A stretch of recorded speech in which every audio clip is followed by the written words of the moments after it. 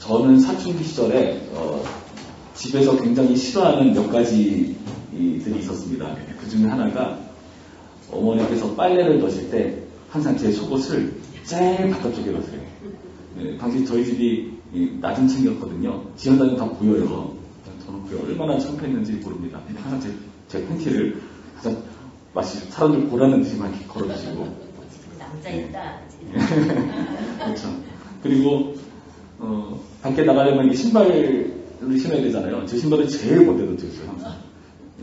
그래서 신발 신을 때는 발 쭉 뻗어가지고 신어야 되는 불편한 그런 상황들이 있었습니다.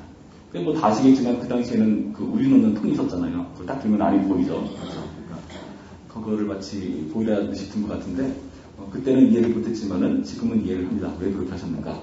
저는 아버지가 엑스프로하셨기 때문에 어머니께서 제가 좀 컸을 때 일부러 집에 남자가 있다는 것을 보여주기 위해서 그렇게 하셨던 거예요. 그래서 그때 그렇게 싫었습니다. 뭐 그런 이유를 뭐 얘기해 주자고 항상 그렇게 보시니까. 그러진 않고요. 또 한 명이 있었어요. 그래서 그게 지금은 조금 이해가 되더라고요. 어머니께서 제가 이런 설교를 할 때 여기에 나타나는 과부라는 표현을 쓰니까 어머니께서 야 과부가 뭐냐? 과부는만 잘못 쓰면 안 돼. 그래서 제가 혼나고 나서 생각을 해봤어요. 어떤 표현을 써야 되나. 근데 다시 생각해봤는데 없어요.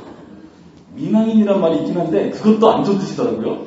그래가지고 고민하다가 그냥 성경을 됐을 테니까 양해해 주시고 그러시면 됩니다. 예. 그래서 그렇게 과부로서 당하는 고난과 어려움도 있는 건데 이 당시 성경시대는 더 심했겠죠.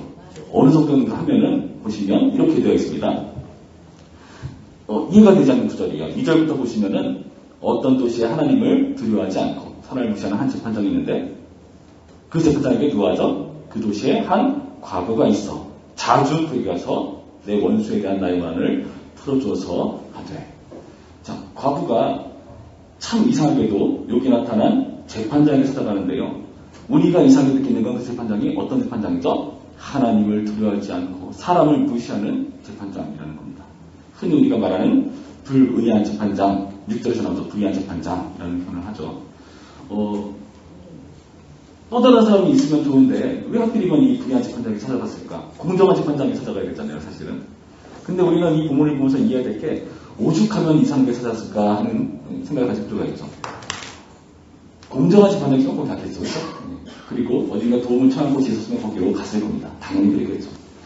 근데 오죽 도움 청할 사람이 없었다면은 이렇게 불의한 재판장에게 갔을까를 우리가 이해를 해야 한다는 거죠. 그만큼 그 시대는 어떤 시대다? 불의로 가득한, 죄악으로 가득한 그런 세상이라는 것을 우리가 알 수 있습니다. 그리고 이 재판장이 불의하다는 것도 사실 말이 안 되죠. 사실 재판장이라는 것은 가장 나름대로 정의로워야 되잖아요. 그렇죠?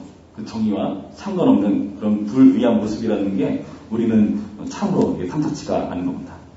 하나님을 두려워하지 않고 사람을 무시하는 것을 지금 여기 나타난 성경을 예수님께서 말씀하시면서 예수님께서도 이 사람은 하나님만 두려워하지 않고 사람도 무시하라고 말하는데 본인도 그렇게 얘기해요. 재판장 본인도 4절 말씀 보시면은 뒤에 내가 하나님을 두려워하지 않고 사람을 무시하니라고 본인도 스스로 알아요. 그러니까 얼마나 심하면 보통 자기는 스스로 나는 그래도 괜찮은 사람이 하잖아요. 본인도 인정할 정도로 그렇게 불의한 사람이라는 걸 알 수 있습니다. 근데 이 재판장이 결국에 이 과부의 원한을 어떻게 하죠? 5절 말씀 보니까 그 원한을 풀어주리라. 근데 그 풀어주는 원인이 뭡니까? 이유가 뭐죠? 내가 이제는 좀 정의롭게 살아보자가 아니에요. 이 과부가 나를 번거롭게 하니. 여기서 번거롭게 한다는 것은 원래 때린다는 얘기예요. 매질한다는 얘기예요. 그만큼 괴로웠다는 거죠. 그래서 그렇지 않으면 늘 와서 나를 괴롭게 하리라. 여기서 괴롭게 한다는 것은 학대한다는 뜻입니다. 그러니까 자기가 죽겠으니까 얼마나 힘들겠으면은 그래서 들어주겠다라고 하고 그제서야 늦장으로 대응을 해주는 거죠. 여러분 이 말씀 보시면서 지금 이 말씀을 예수님께서 왜 하고 계시는가? 1절 말씀 보시면 항상 기도하고 낙심하지 말아야 할 것을 가져주기 위해서 지금 이 불의한 재판장을 이야기해 주실 거예요. 불의한 재판장도 이렇게 기도에 응답하시는데 포기하지 않는 기도를 들어주는데 하물며 하나님은 어떻게 하시겠느냐? 하나님도 응답을 해주세요. 차이점이 하나 있습니다. 뭐죠? 7절 말씀 보면은 하물며 하나님께서 그 밤낮 부르짖는 택하신 자들의 원한을 풀어주지 아니하시겠느냐? 그들에게 오래 참으시겠느냐? 그 다음에 중요합니다. 내가 너희에게 이르노니 속히 그 원한을 풀어주시라. 불의한 재판장은 늦장 대응을 했어요. 근데 우리 여기 나타난 하나님께서는 속히 원한을 풀어주신다 말씀하십니다. 속히라는 말이 이렇게 확 시원하게 여러분에게 들리지 않을 겁니다. 속히가 아닌 것 같은데요. 그럴 때가 있죠. 그런데 하나님의 속히가 진짜 제대로 된 속히입니다. 예, 그렇죠. 요리 해보셔서 아시잖아요. 시간이 되게 중요한데 그 시간보다 좀 미리 그걸 하면은 음식 맛을 제대로 내지 못하는 그런 것처럼 주님의 속히가 속히라는 것을 여러분 믿으시기 바랍니다. 그래서 우리가 기도하는 그 대상은 불의한 재판장도 아니고 바로 이런 의로우신 재판장이신 하나님이신데 그분께서 속히 대응해 주시는 하나님이시라는 거죠. 여러분 이게 우리에게 소망이 되는 겁니다. 우리가 기도하는 모든 것들이 응답되지 않는 것 같아도 그게 속히 이루어지는 중이에요. 그리고 우리가 알지 못하지만 이루어진 것도 아마 있을 겁니다. 우리가 지금 가지 못한다 할지라도 주님께서는 일하시는 분이시기 때문에 그러합니다. 근데 우리가 여기서 조금만 더 들어가면은 이 기도의 내용도 조금 주목해 볼 필요가 있어요. 기도의 내용. 그 기도의 내용을 우리가 좀 놓칠 때가 있는데 그 기도의 내용이 뭐냐. 불의한 재판장도 원한을 풀어줬겠다 하는데 여기 나타난 하나님도 어떤 표현을 쓰죠? 7절 말씀 보면은 그 밤낮 부르짖는 택하신 자들의 원한을 풀어주지 아니하시겠느냐. 8절에도 그 원한을 풀어주시리라. 원한을 풀어준다는 기도 내용이에요. 그렇죠? 좀 더 자극적인 표현을 하면은 복수해주겠다는 뜻입니다. 복수해주겠다. 도대체 하나님과 저희가 어떤 기도를 하길래 맨날 저주 기도만 할지 복수해주겠다는 기도를 합니다. 이걸 알기 위해서는 우리가 이 앞부분의 구절을 사실 좀 볼 필요가 있어요. 17장 22절 말씀을 보시면은 어떻게 되어 있는가 볼까요? 17장 22절. 예. 함께 읽어볼까요? 22절, 17장 22절, 시작. 또 제자들에게 이르시되 때가 이르리니 너희가 인자의 날 하루를 보고자 하되 보지 못하리라. 인자의 날을 설명하고 있는 그런 맥락이라는 거죠. 인자의 날. 그 인자의 날은 어떤 날인가? 뒤에 말이 좀 길지만은 어떤 말이냐 하면은 그냥 쉽게 말해서 이런 말입니다. 노아와 모세 때를 설명하면서 죄가 관영했던 시대를 보여주고 있고 그것을 심판하고 인자가 나타난 날에 그것을 다시금 정상적으로 돌리시는 그런 하나님의 말씀을 주시면서 그러면서 말씀하신 거죠. 낙심하지 말아라. 그 말씀하시는 겁니다.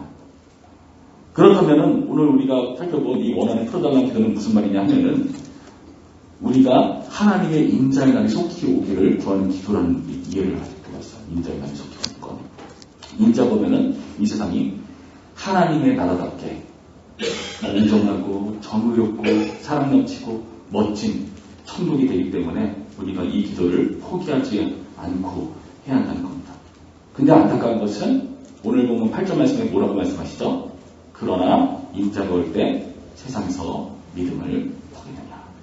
그렇게 기도하는 그 믿음을 내가 포기하느냐 말씀하고 계시다는 거죠.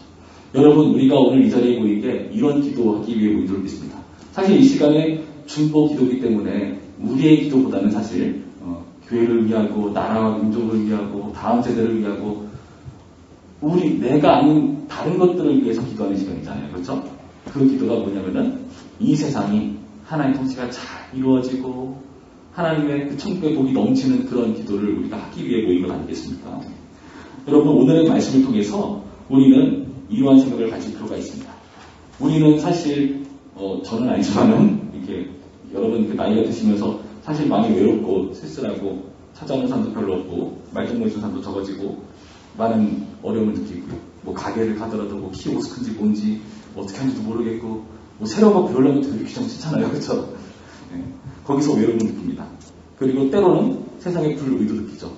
이 세상은 왜 노인들을 위한 나라가 아닌가 하는 그런 생각도 들 때가 있고 여러분 말씀드릴 것은 그때마다 내가 정말 과부와 같이 아무 힘도 없고 소외감 갖고 외롭고 어렵다고 느낄 때마다 여러분 오늘 이 기도를 기억하시기 바랍니다. 오늘 이 기도를 보면은 정말 힘없는 존재. 그 당시 거부는 진짜 힘없는 존재잖아요. 그런 존재가 이렇게 기도하고 그 응답을 받아내는 모습을 통해서 우리가 기도하는 대상이 불의한 재판장이 아니라 의로우신 재판장이신 하나님, 속히 이루시는 하나님의 삶을 보여주고 있다는 거죠. 그렇다면요, 우리는 힘없는 것 같지만 가장 힘 있는 분들입니다. 그렇지 않을까요? 네. 우리가 기도하는 대상이 이렇게 힘 넘치시고 의로우신 재판장이시고 그리고 속히 이루어지는 하나님 때문에 우리는 우리가 약하다는 때마다 세상의 불의로 불평만이 나오려 할 때마다 우리는 기도할 수 있다는 거죠. 여러분, 오늘이 바로 그런 시간이길 원합니다. 오늘의 말씀을 기억하시면서 주님, 세상이 말세고 정말 주님이 싫어하는, 주님 원치 않는 그런 세상을 걸어가는 것 같습니다. 우리 다음 세대는 점점 약해져 가고 있고 우리는 낙단에 그대로 도울 만한 게 없어 보입니다. 그러나 주님, 우리의 기도를 들으시고 주님의 나라와 의를 이루셔서 우리 다음 세대를 복받게 하여 주시옵시고 이 세상이 공의를 쫓게 하여 주시옵시고 주님 통치를 주는 그런 놀라운 역사가 바로 이 화요 중보 기도문을 통해서 이루어지도록 인도하여 주시옵소서. 기도하는 우리 모두가 되기를 주님의 이름으로 축원합니다.